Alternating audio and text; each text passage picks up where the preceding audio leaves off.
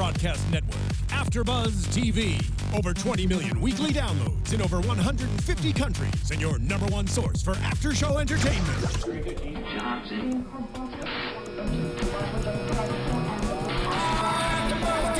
AFTERBUZZ TV, the destination for TV superfans. Producing aftershows for over 300 of your favorite TV shows, interviewing celebrities and showrunners, and bringing you behind-the-scenes exclusives. All thanks to E! Entertainment's Maria Menounos, producer Kevin Undergaro, and internet leader Akamai. Now, let the buzz begin! Hello there, Strain fans! Welcome back to the Strain After Show here on AFTERBUZZ TV. Talking about the Strain Season 2, Episode 11. What was it called? Dead End. So Dead End. An apt name for an apt show. We are streaming to you live from our brand new studio. We just moved to a brand new state-of-the-art facility, and we're going to be pumping out even more shows. It sounded like you said, "Check out these dicks," and I was ready to start laughing, but I am a professional. I am Matt Lieberman. Joining me, as always, Zach Wilson is here. Hey guys, thanks for tuning in. Jacque Borowski is here. Holla holla for $1. Stephen Lemieux not feeling so hot today. He's going to be joining us on the next episode. Only 2 episodes left before the end of the season. I'm getting just giddy at the thought of it. It's a strange place on an AfterBuzz show. Like, Jacque, we've been doing even longer than Zach. Like, how long have you been doing AfterBuzz? Since it started. Since it started, so like what, 4 years? 5 years. 5 years, and I've been doing it like maybe 3.5, 4 years-ish. Holy God, I have never wanted a show to end so badly. What about Under the Dome? Under the Dome, I at least enjoyed making fun of. This is a pain to get through because Under the Dome revealed its crumminess pretty early, and this show just has so much potential to be good, and it just isn't every week. This week, I'll freely admit, better than most episodes. Yes, for sure. Here's the problem I have, though.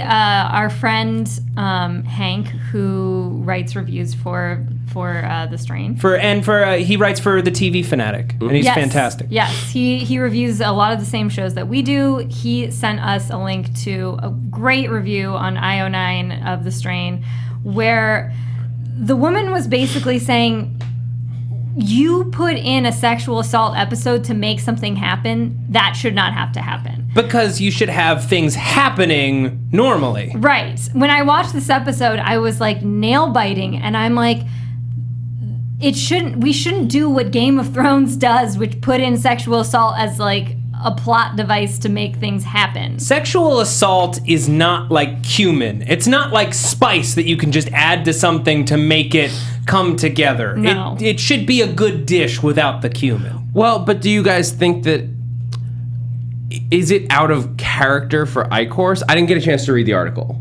Oh. But yeah, it basically was saying there's no movement in any of the storylines this season. They're basically at the very same place they were in episode 3. In episode 3. Absolutely, yeah. Right. I agree with that. What I'm saying is like to calling out the sexual assault plot line. In I would this say episode. that it was out of character for him. We established that he has some sexual hang-ups and hang-ups about women from the flashback this week, which, kind of explained as we were going what was up here, but it's still decades after the fact, and this is how he chooses to exercise those issues. Confusing. I actually love the way that The Strain had, up until this point, made their vampire characters completely non-sexualized. Mm-hmm. Completely non-sexualized. Yeah.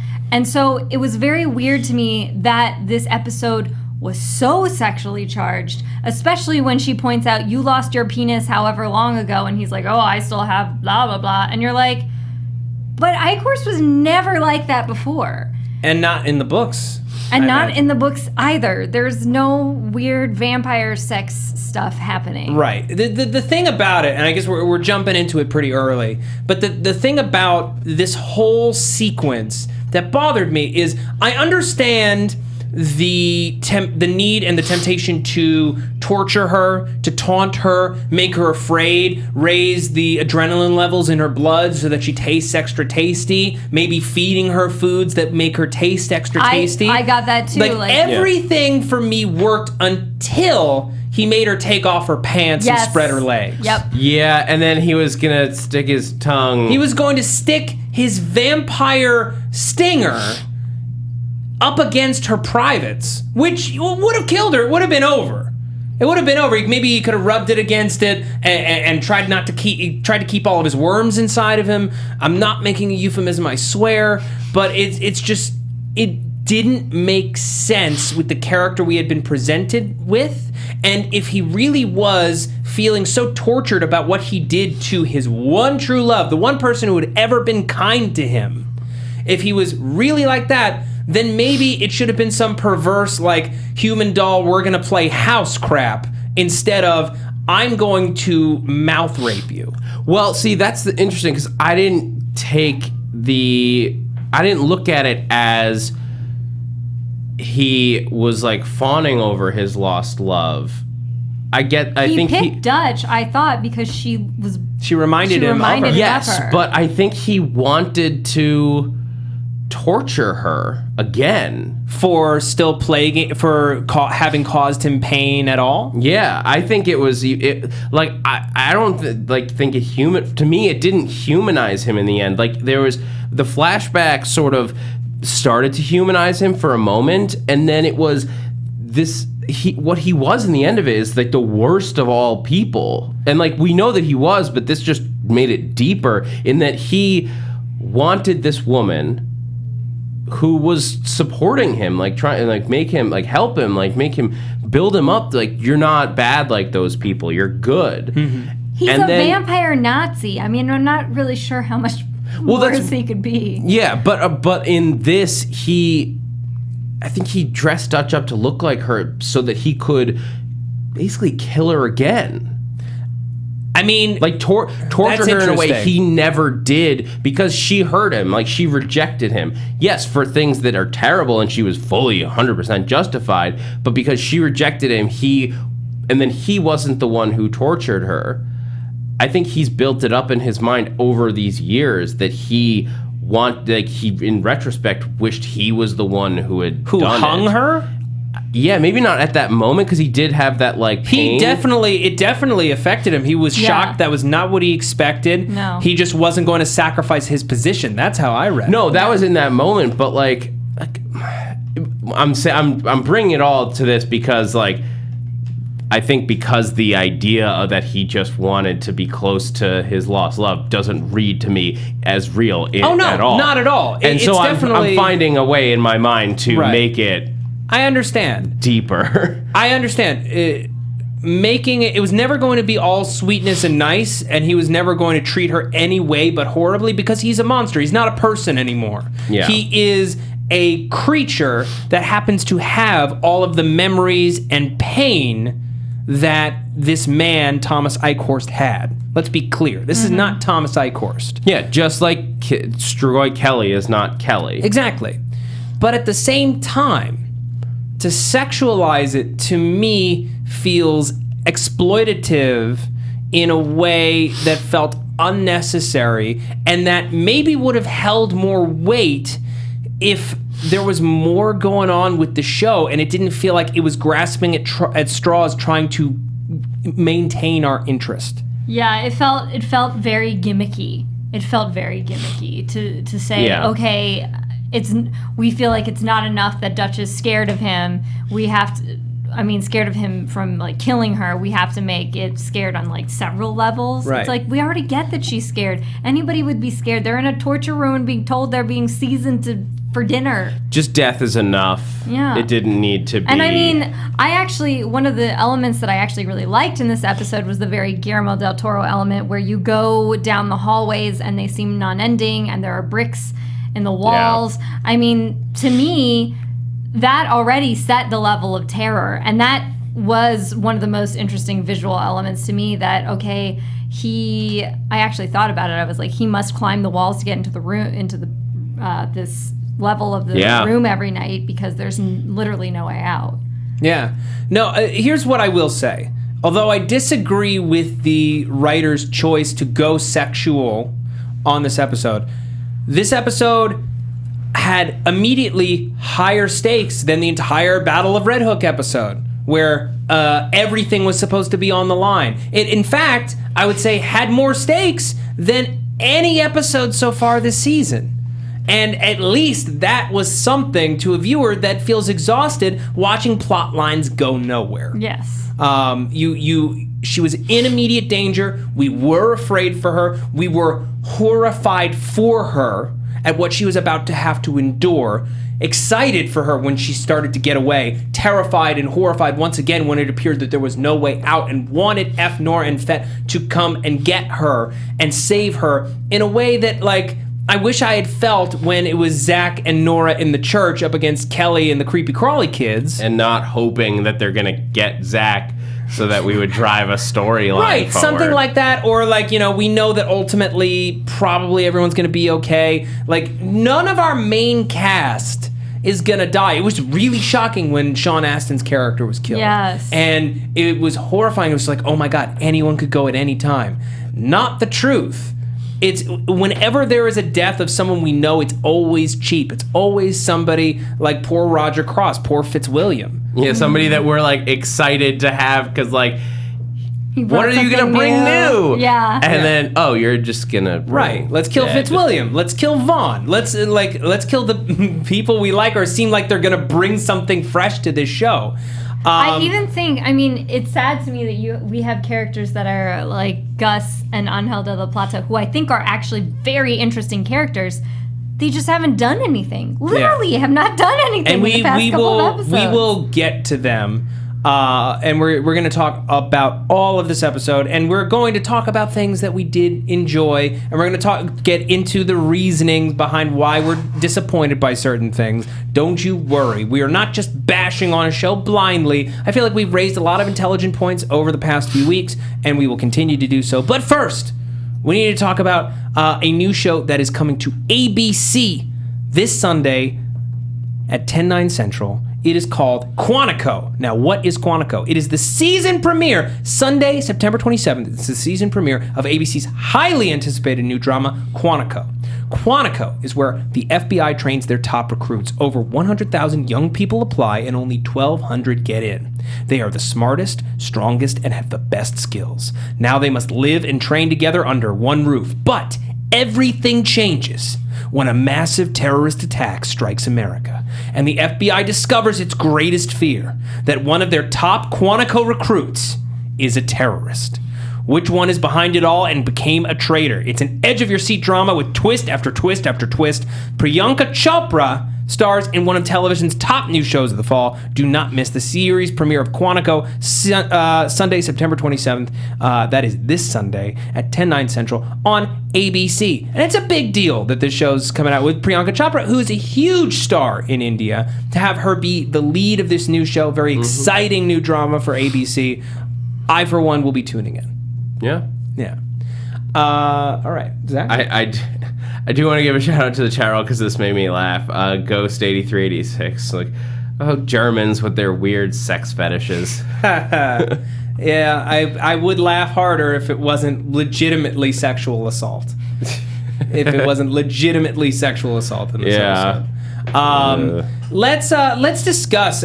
Get a little deeper into this flashback because I really did enjoy it, and it made me realize how much I'd been missing the flashbacks, which we have not had, I would say, for the past like 6 episodes, maybe even 1 or 2 more. We had flashbacks like maybe up through episode 5, and this is episode 11. A lot of them this season, not as many as last recently. Year. Last year we had a flashback every single week for like the first 10.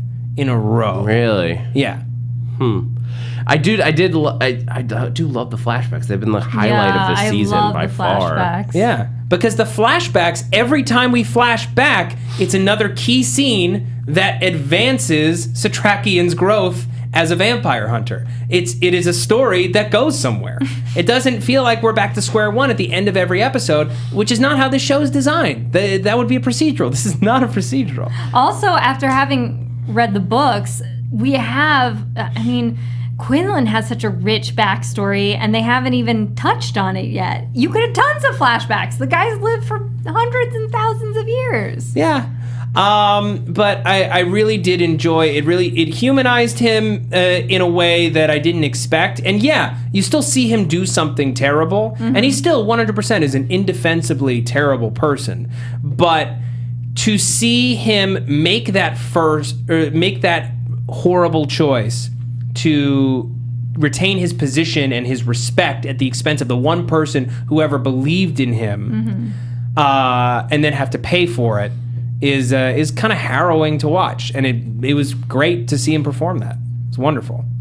Okay, let's talk about briefly Nora, and Fett, who are tracking Dutch and trying to save her. Great teamwork between these folks. Good job, guys. Yeah, it's like what is there to say? It's like here's my biggest issue with this episode, with the season at large, is we spend so much time reliving beats that we've already seen on the show without advancing story. For example, Fett knows a whole lot about the city. Yeah. He's going to tell us where to go. He's going to have some idea of how to get there through tunnels. More tunnels that we're going to get through. It's F cracks wise jokes. And the thing is, these actors are playing it so well, and it's so hard when you're an actor and you look at the material, and I'm not saying that these actors don't believe in it, but sometimes you get stuff and you're like, really? I'm gonna have to do that? I'm doing that again?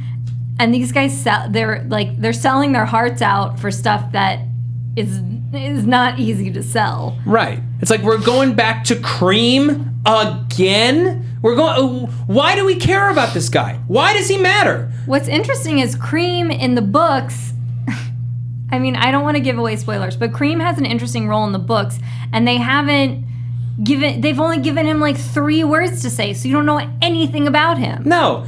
Gus, he already kissed a pretty Gupta waitress. He kissed her. We know that he loves her and that he has a choice to make. Quinlan told him in his last appearance 2 episodes ago that he's gonna have to abandon her in order to fight and ultimately save her. We don't need another bonding scene. We don't need a sex scene. We have already established all of this. At the beginning of the episode, have him taking the Guptas out past the border and telling Angel take care of them, and then at the last second Angel comes with him, and we spend the rest of the episode with him, Angel, and Quinlan figuring out what their next step is going to be. It's just we are always winding up at status quo, and it got old real quick. It really did. And maybe you're setting us up for the most amazing 2 episodes of television that we have ever seen. It won't make up for all of the boring ass waiting that we had to do. It is not how you build a show, and it's not how you retain fans. I feel like this is they're having a Sleepy Hollow season 2 problem, where you just have way too many episodes for the actual material and plot that you thought about. So what they have in the books, it's really, the books they're not that long.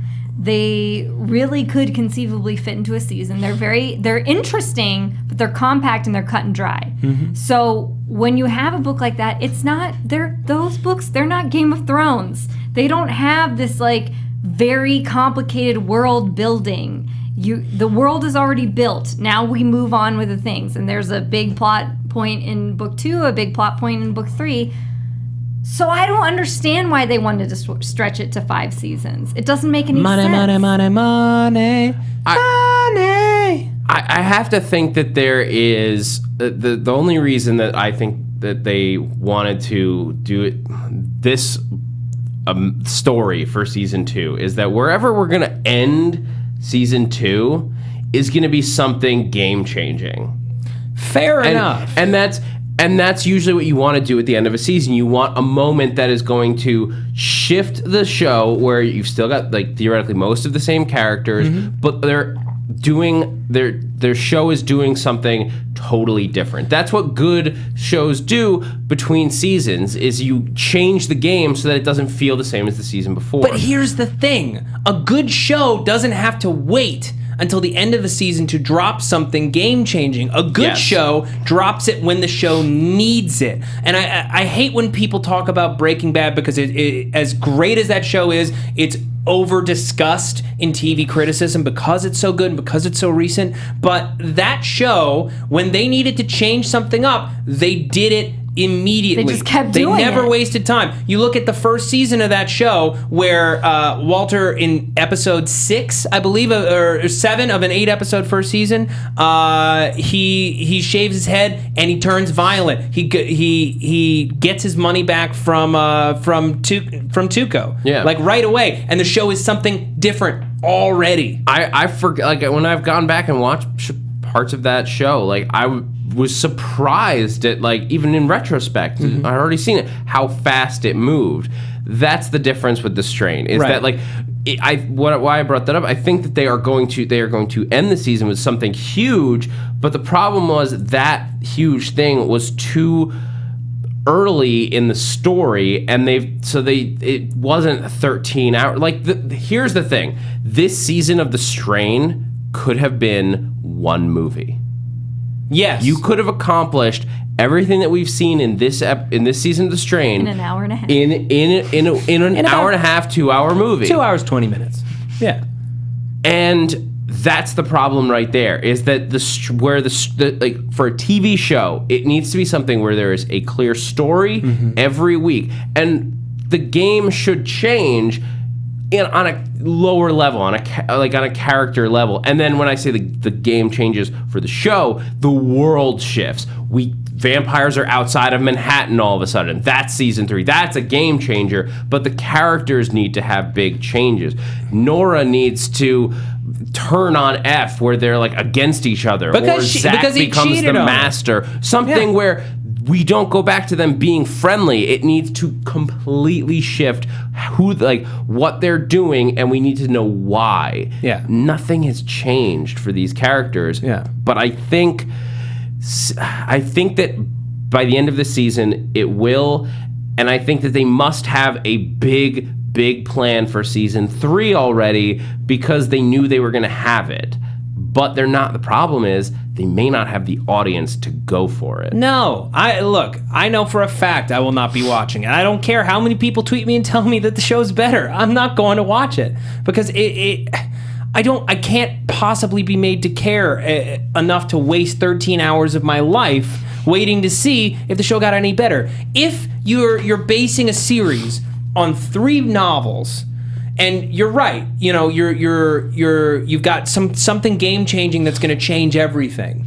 You burn through that plot at the pace that you need it to tell an interesting story, and when you're in the most interesting version of the show, when things are at their darkest and you have the most opportunity to build more story, because we've gotten to know these characters so well and you can play with those character dynamics, you can find ways to extend things or to change things. The best thing they could have done, honestly, as good as the books are supposed to be, is step away from the books. Use them as a rough outline. You know ultimately where you're going, but based on the show that you're making and the actors that you have and the television model that you have, tell the most interesting story you can. Never hold back. Oh, the books are a very rough outline at this point, and what's sad is that they literally are scrambling to fill in the outline.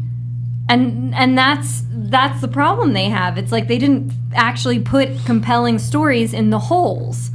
They just said, oh, well, I guess we'll have to hit this beat now, and I guess we'll have to hit that beat now. I don't think anybody's interested in the whole battle for Red Hook side plot line where they're cleaning up the town. Not really. Do I care about a 1% parcel tax on the rich? No. No, I don't. I mean, I think I'll watch Show Me a Hero. That's a much better show. We watch this show to watch people fighting vampires. We don't. The Battle of Red Hook was it was blue balls. It was boring. You got to you had this big speech and all these big things, and the fighting ended in 2.5 seconds because they turned the lights on. That was it. Yeah. That was it. That was it. With science, they turned it on that she is not trained in. Ike Horst should have been killed like 5 times by now. Yeah, again, like, he got hit with a silver grenade again. To the face! Anyone else, any other vampire, dust by now. Jesus, he has been shot in the leg so many times. It's just really frustrating seeing what could be a good show and writers who have done other great stuff being this lazy. I never want to rip a show apart. I never want to have to. But this is just sad. And then you've got this Satrakian Rudyard plotline, which we have been waiting for these two to meet again since Rudyard was introduced. I want to say 6 episodes, the last flashback that we got. Yeah, Rudyard Kipling. Not Rudyard Kipling, but... Rudyard Funnescu. When he's introduced in this episode, I just don't buy his motivations here. He wants money, is what we're given, which is such a flat thing. This is a man who saved his life, who, like, granted, like, okay, I'll give you that he didn't remember him. I'll grant them that, like, piece. But I'm sorry, but when you were in the basement running from vampires, you're not going to remember the guy who saved your life? I mean, it's been a lot of years. What I'm saying is I'm willing to give them that. Okay. But what I'm not willing to give them is that once he knows that this is the man who saved his life, that he's not willing to help him in any way. It's not like he wasn't willing to pay him anything. Well, that was the other thing, is Satrakian offers him money. He's like, whatever offer you have, I'll make it bigger. And I'm like, this guy is an idiot. And obviously they're playing the character as a complete idiot. But I'm like, wouldn't you just consider that? If money is your goal, wouldn't you say, well, maybe I should try for more money? Yeah. I just don't understand. And then to quote the Mother Superior... When trying to say that this is a bad idea, Mother Superior would have wanted you to give it to somebody who clearly is using it for some kind of higher purpose. Mother Superior doesn't give a crap about you getting $1 million. And I mean, I guess I feel now that the book is in Cream's hands, because Satrakian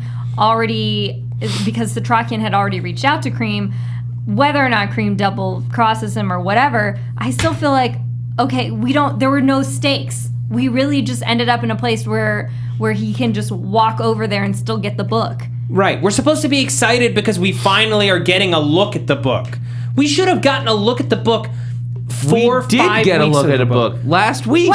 So we're exactly where we were last week, except Satrakian, instead of being locked up in an apartment, is just back where he was again. It's the same thing. It's the same thing every week. It's bullcrap. It is absolute bullcrap. It's the worst McGuffin ever, because it's the McGuffin that is so easy to get. You're like, Satrakian could just walk over there and get that. And now McGuffin. Cream is gonna just give it to Satrakian because Cream is working with him. It wasn't like it was. Could have had friggin' Satrakian and Cream's office handed to Satrakian. Yes. So at least next week we can start with him reading the freaking book. Also, that would have been a cool scene. Yes. Like, he walks in and Cream's like, let me look at that book. All right, here you go. And he just hands it to Satrakian. Yeah, and freaking Satrakian walks in on that pimp cane and is just like, what up, Rudyard, you idiot? Jesus! I would have paid you. Now I'm going to take it. I'm going to take it from you. The other thing I don't buy is Cream as a gangster. The guy's like 5'2" and weighs 100 pounds wet. Well, okay. Let me be clear.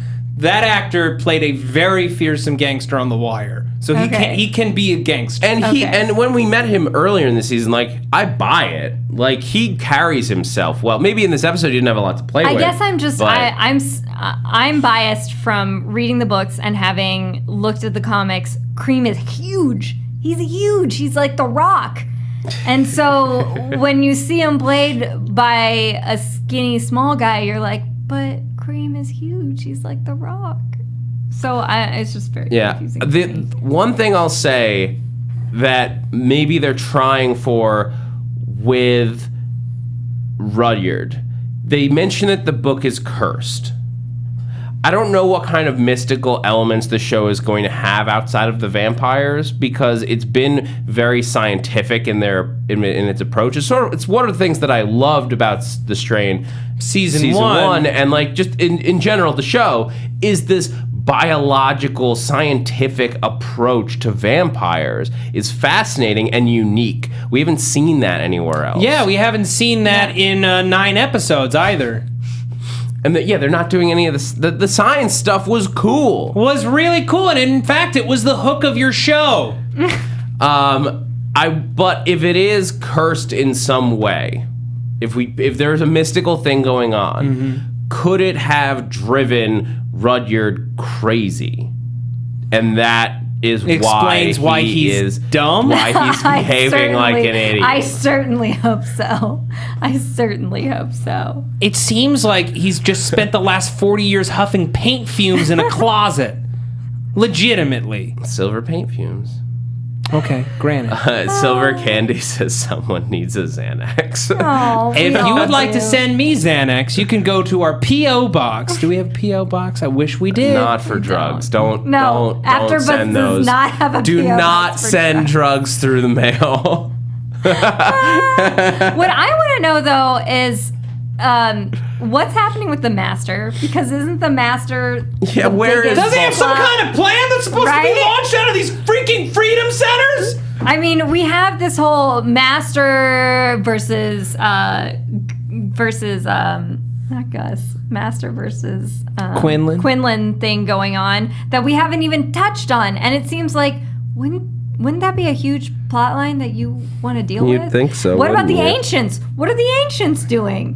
Where are... Stephen Lemieux here. Where are the Ancients? Yeah, where are the Ancients? Are they just still in the same underground tunnel? Tons of underground tunnels? You want an I thought example? they were trying to get Gus and Quinlan to amass some sort of like army, but we haven't seen any of that, which would be cool. Would be very cool. We haven't seen any of the Master, which... Yeah. It's the basic plot line of this show is you have one guy trying to destroy the world. And even Angel, who we like want to be this like I guess that's like the start of that.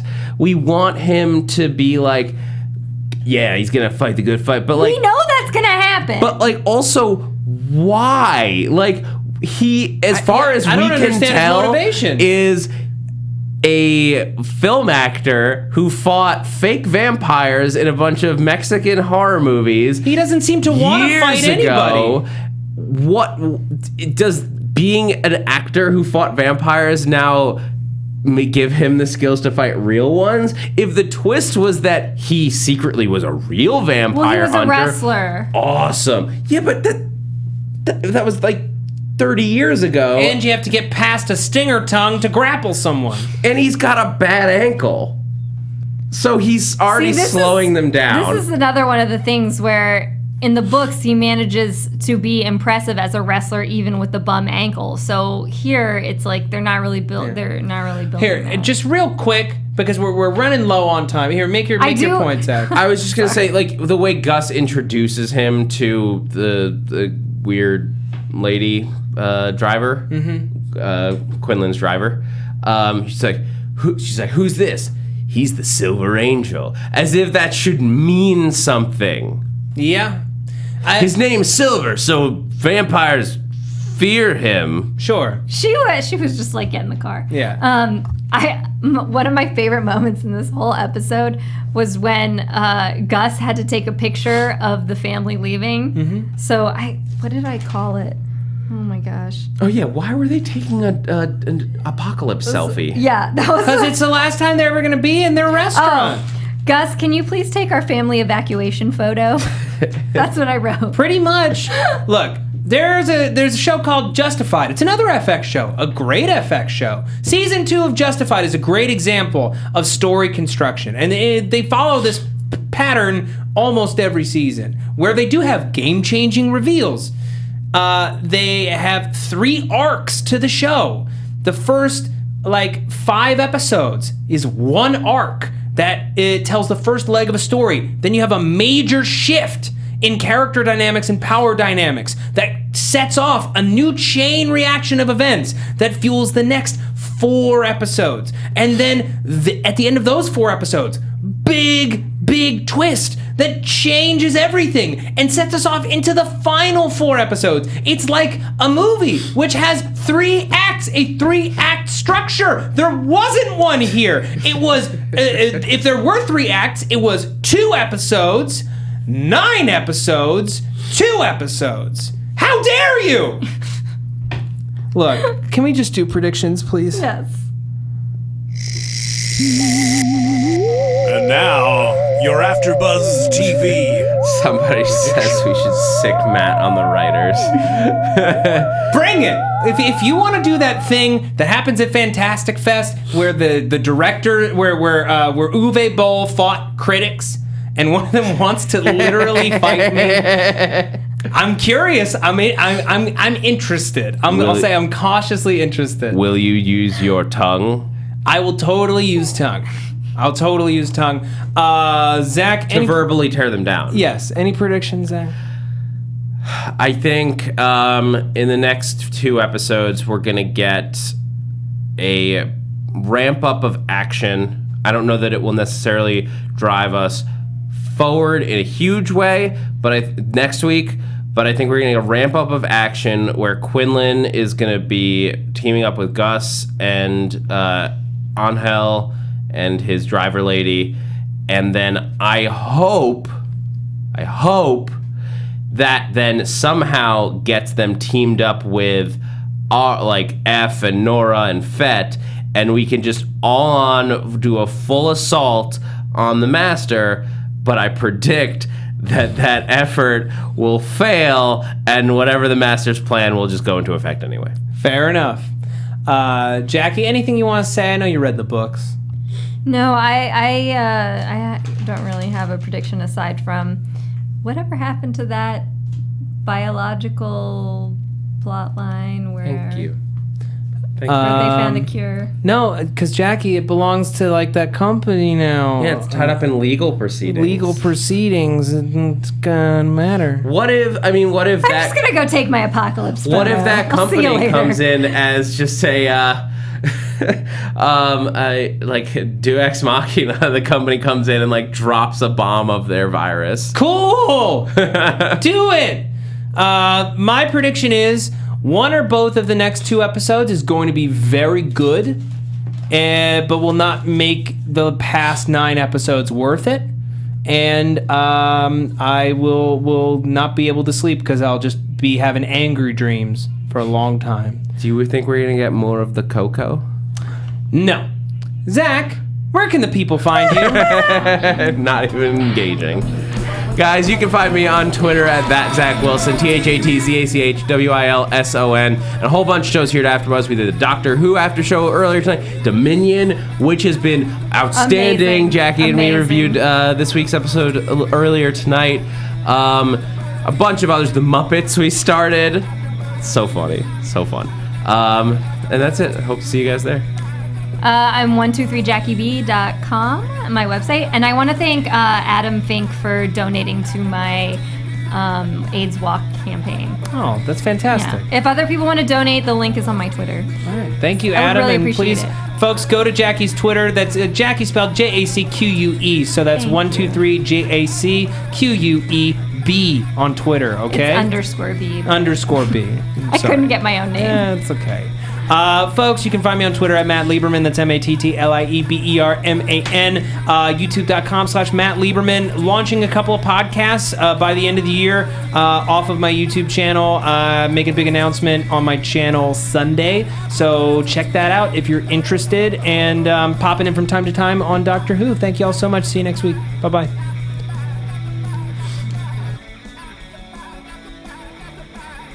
From executive producers Maria Menounos, Kevin Undergaro, Phil Svitek, and the entire AfterBuzz TV staff, we would like to thank you for listening to the AfterBuzz TV network.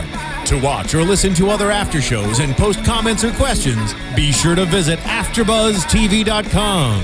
I'm Sir Richard Wentworth, and this has been a presentation of AfterBuzz TV. Bite me later. The views expressed herein are those of the hosts only and do not necessarily reflect the views of AfterBuzz TV or its owners or principals.